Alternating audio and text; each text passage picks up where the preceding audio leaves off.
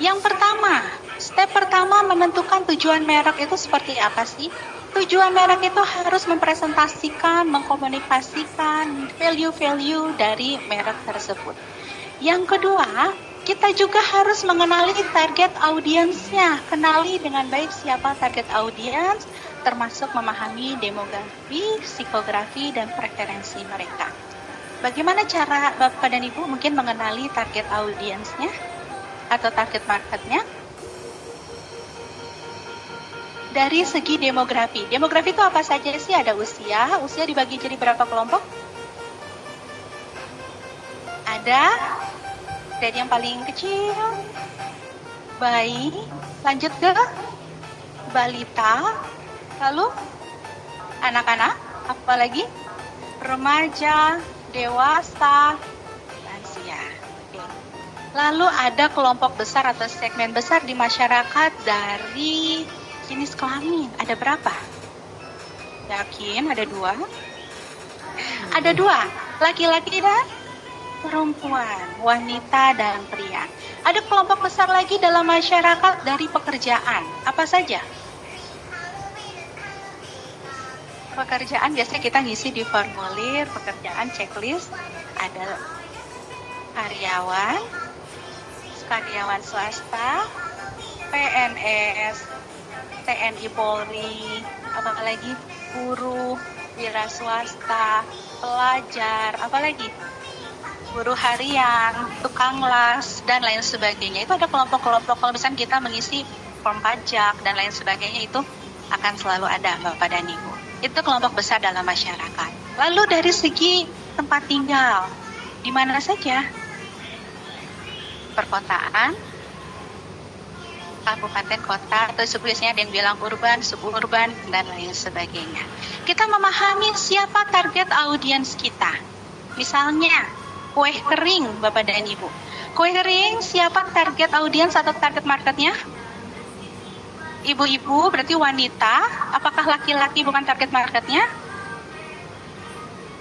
Kecil ya. Lalu usianya? 20-40. Remaja mungkin membeli kue kering? Mungkin, tetapi bukan yang utama, sedikit. Lalu misalkan dari tempat tinggal, siapa yang biasa membeli kue kering? Di daerah mana? Perkotaan akan lebih banyak. Sehingga ketika kita mengenali target audiens kita untuk memasarkan atau melakukan promosi, menjual kue kering, kita tahu tone of voice yang harus dikeluarkan ya, bahasanya seperti apa, jenis iklannya bagaimana, dan lain sebagainya. Oke. Kalau misalkan saya tanya untuk produk buket bunga, kira-kira laki-laki atau perempuan? Perempuan, usianya?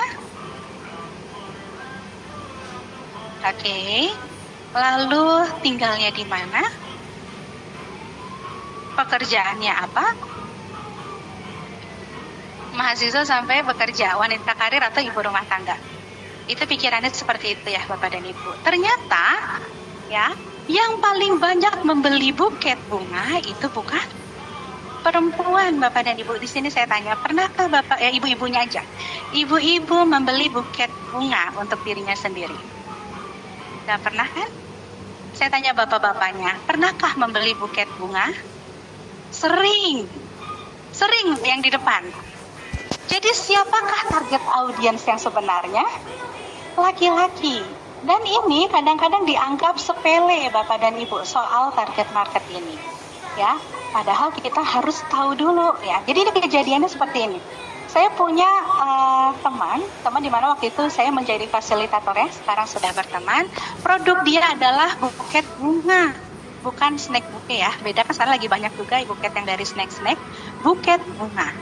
Nah, dia melihat penjualan 1 bulan, 2 bulan, 6 bulan. Di 6 bulan kita melakukan evaluasi melalui insight dari Instagramnya. Ternyata yang paling banyak follow itu adalah laki-laki. Dibuka. Akhirnya catatan penjualan, oh iya ternyata betul. Yang paling banyak membeli buket bunga itu adalah laki-laki dibandingkan wanita. Ya, jadi ketika kita mengetahui target marketnya seperti itu, audiensnya adalah laki-laki, akhirnya membuat konten-konten iklan yang lebih maco, tidak feminim, tidak unyu-unyu seperti biasanya, akhirnya penjualannya meningkat. Oke, kalau misalkan dia pers popok bayi, siapa target audiensnya? Ibu-ibu. Oke, usianya?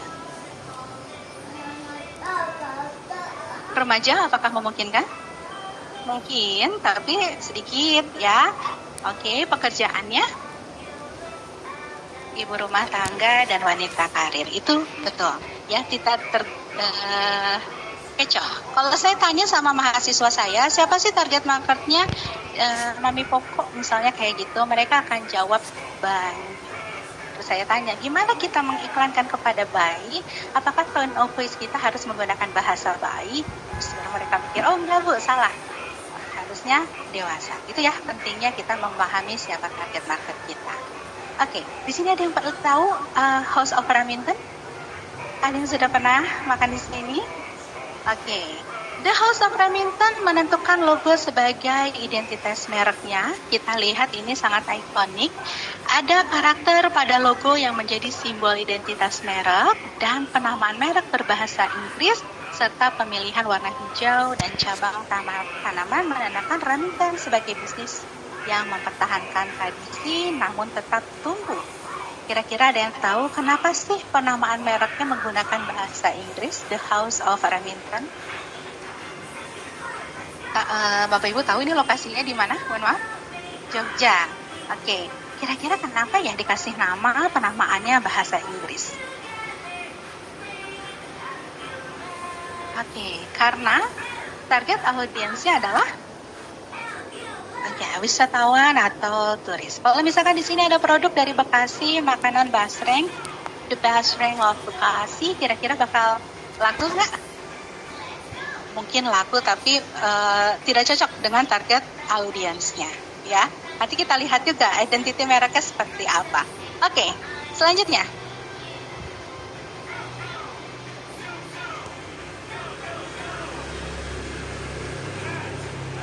Boleh next. Ini. The House of Raminten.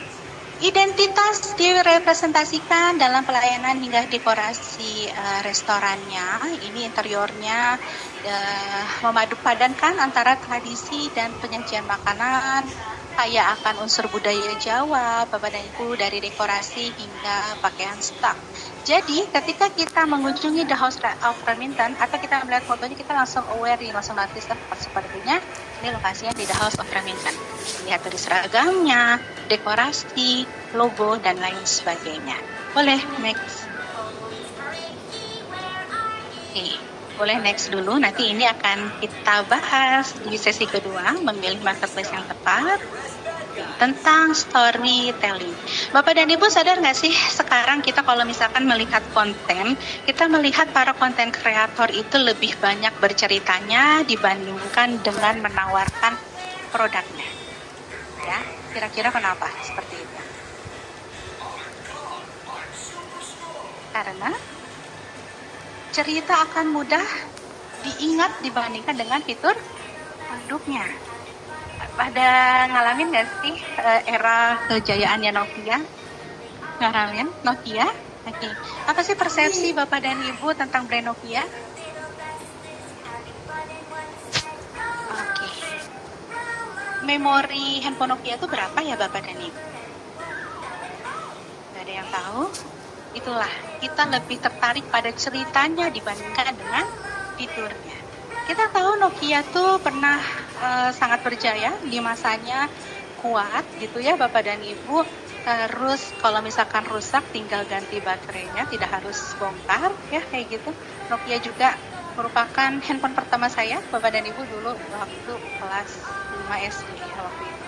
Handphonenya Nokia masih besar, ada antenanya, berat sekali, saya masih ingat. Oke, selanjutnya tentang storytelling.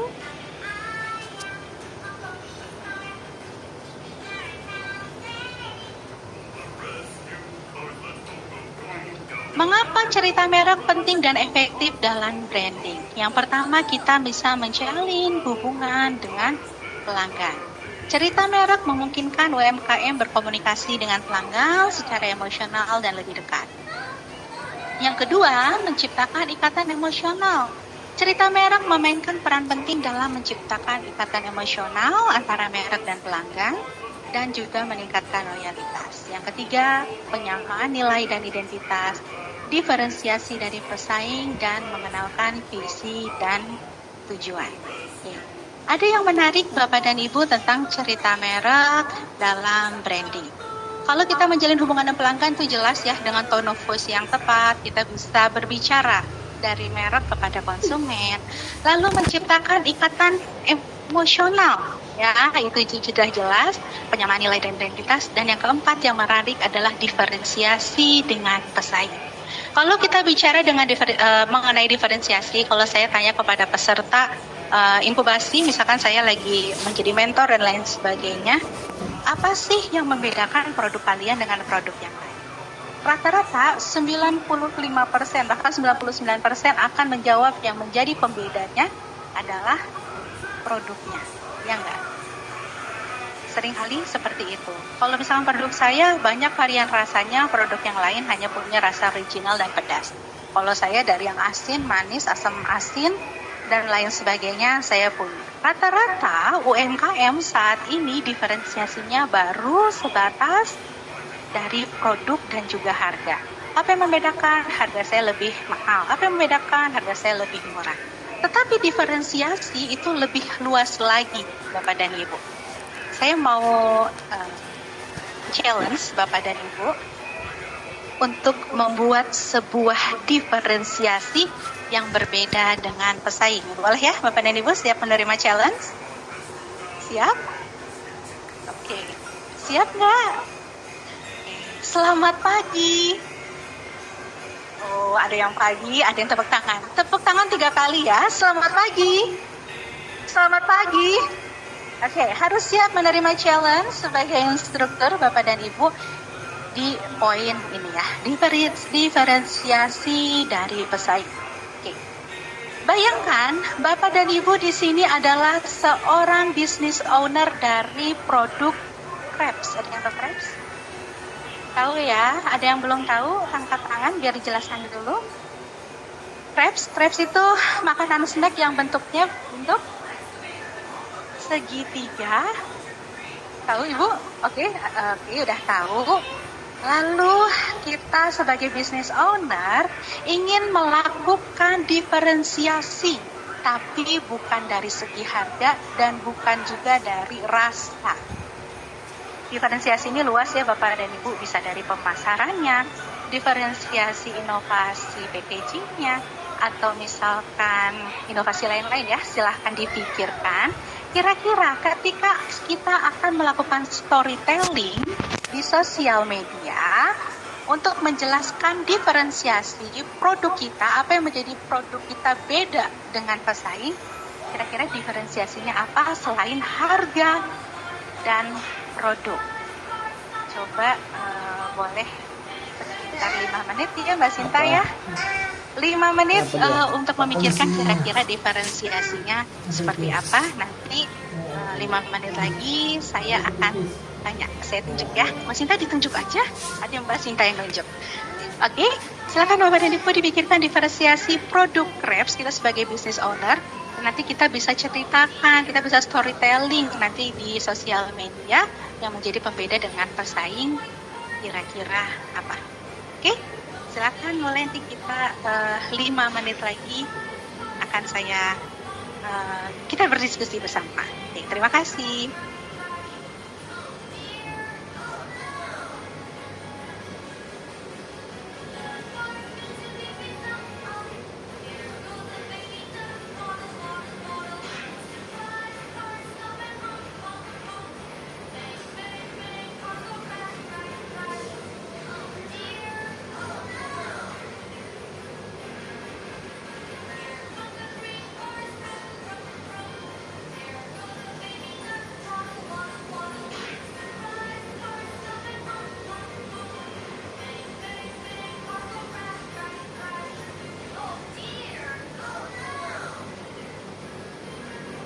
ada yang mungkin ngerasa kesulitan untuk di challenge-nya, siapa tahu sambil ngerjain challenge mau ada tanya-tanya dulu.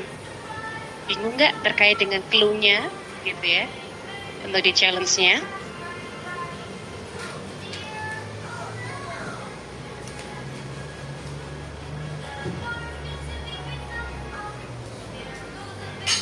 Jadi challenge-nya mungkin kita ulangi lagi ya, berarti Mbak Dwina bikin perbedaan gitu ya, perbedaan dari brand crafts itu tidak boleh di bagian harga dan rasa gitu ya. Jadi boleh main dari segi pemasarannya atau mungkin yang lainnya, itu boleh banget dari teman-teman.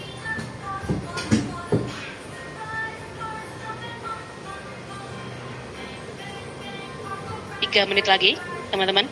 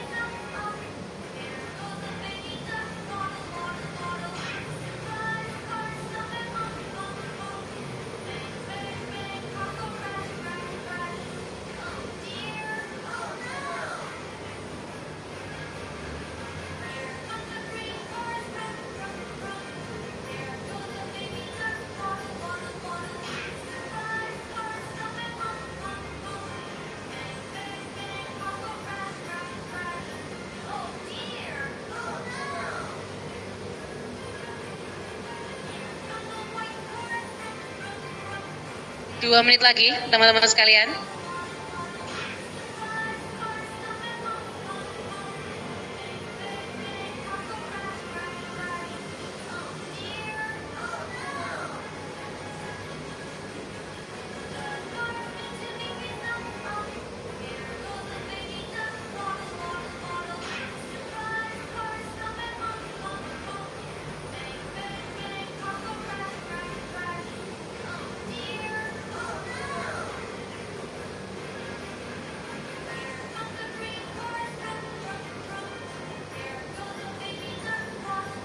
Menit lagi teman-teman.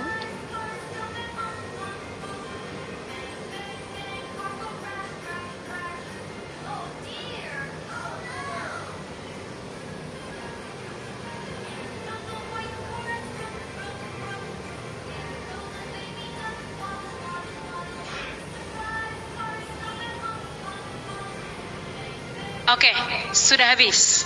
Mungkin sebelum kita tunjuk, ada yang mau angkat tangan dulu nggak? Yang mau share terkait dengan challenge-nya? Ada? Oh, oke. Boleh berkenan dulu, Pak. Nanti silakan. Makasih, Bu. Oh, sini aja, Pak. Saya agak grogi dikit kok depan ibu-ibu. Oke, nama saya Manto Fani. Sehari-hari instruktur. Jadi, tadi kata ibu narasumber, bentuknya kan segitiga ya. Bagaimana kalau dibedain bentuknya yang berbeda, misalnya bentuk boneka gitu kan, agak bulat gitu, atau bentuk bulat, atau bentuk yang lain lah, lebih unik dan lebih menarik. Karena pasang-pasarnya kemungkinan kan krep itu kan untuk anak-anak ya Bu ya. Jadi mungkin bentuknya aja kalau saya itu mungkin bentuknya di ini. Kan tadi segi rasa kan nggak boleh kan, mungkin saya dari segi bentuknya. Tidak harus segitiga. Terima kasih, Bu.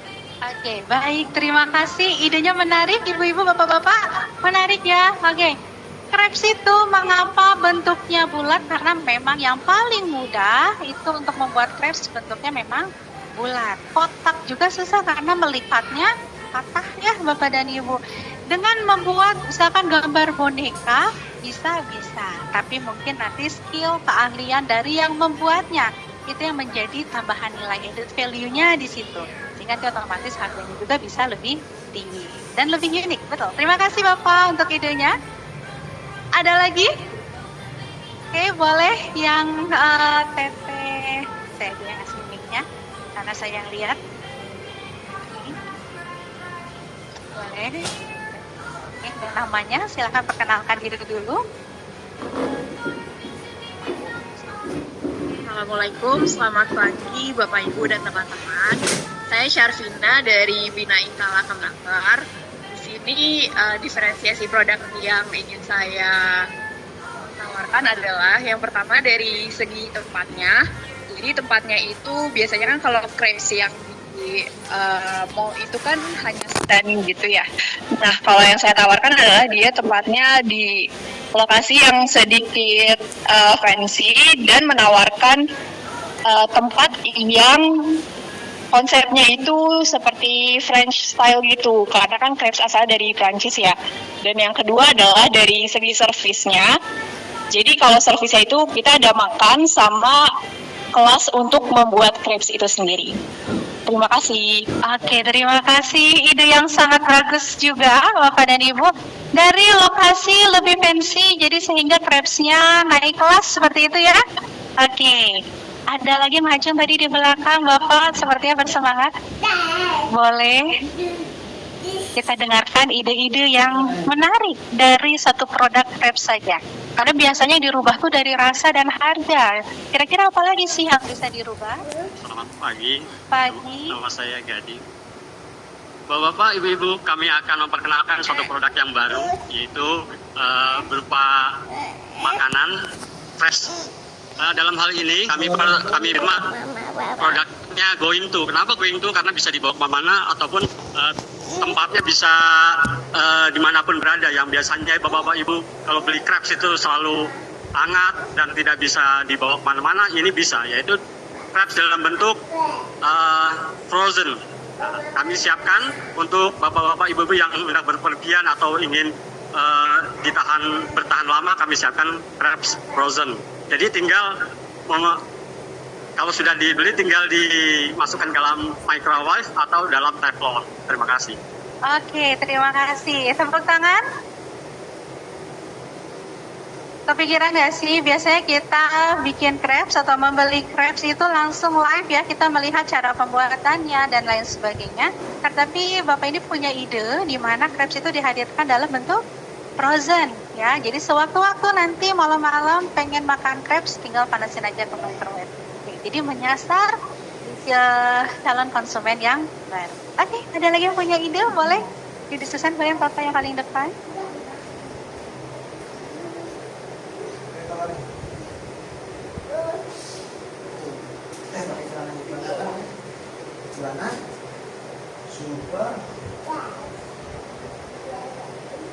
Ya, Assalamualaikum warahmatullahi wabarakatuh. Saya Dewi, saya sehari-hari sebagai instruktur di BLK Komunitas. Challenge-nya mungkin saya membawa poin menciptakan ikatan emosional. Jadi mungkin pegawai di crepes saya itu adalah pegawai yang disabilitas, khususnya teman tuli, gitu ya, sehingga konsumen itu bisa mendapatkan user experience sebagai pembeli dengan cara yang berbeda dibandingkan di toko-toko crepes lain. Dan juga cerita itu bisa dinarasikan konsumen ketika membeli produk, juga memberdayakan teman-teman disabilitas. Dan juga fasilitas yang kami sediakan di kedai crepes itu ya dengan simbol-simbol yang juga memudahkan teman-teman atau konsumen yang belum tahu bahasa isyarat, tapi ada kode-kode atau sandi tertentu seperti itu. Jadi mereka mendapatkan user experience yang berbeda. Seperti itu. Terima kasih. Oke, baik, terima kasih. Tepuk tangan. Kurang semangat tepuk tangannya. Tepuk tangan lagi. Baik, terima kasih. Betul ya, tadi idenya sangat bagus untuk melakukan diferensiasi, menyampaikan added value dengan cara storytelling. Mungkin jawaban yang terakhir ini yang paling menyentuh, menciptakan kesan yang membekas di benak pelanggan tanpa mengubah harga, tanpa merubah rasa. Fun fact-nya, mengapa saya memberikan challenge tentang produk crepes ini, Bapak dan Ibu, karena saya melihat murid saya yang tunarungu kesulitan berkomunikasi ketika membeli crepes. Tahu kenapa? Bapak dan Ibu, saya selain tadi mengajar di kampus, saya ini menjadi guru tata boga untuk SLB di Batu Jajar di Kabupaten Bandung Barat untuk anak-anak disabilitas teman tuli ya, tunarungu. Saya melihat siswa-siswi saya jajan membeli crepes tapi mereka nggak bisa ngobrol Bapak dan Ibu. Kenapa? Karena satu tangan memegang crepes dan mereka berkomunikasi harus menggunakan dua tangan. Mereka nggak bisa satu tangan ini, susah, jadi harus satu-satu hurufnya. Tapi kalau kedua tangan mereka bisa membentuk sebuah kata atau kalimat. Makanya saya berpikir andai saja yang si crepes ini melakukan diferensiasi perubahan packaging yang asalnya segitiga menjadi kotak, atau misalnya bisa diselempangin atau bisa ditaruh minimal di meja, mungkin anak-anak atau siswa-siswi saya bisa berkomunikasi sambil makan crepes ya. Tapi tadi sudah terjawab ya. Ada yang peserta yang di sini, jadi Bapak terima kasih menciptakan pesan yang membekas di benak pelanggan.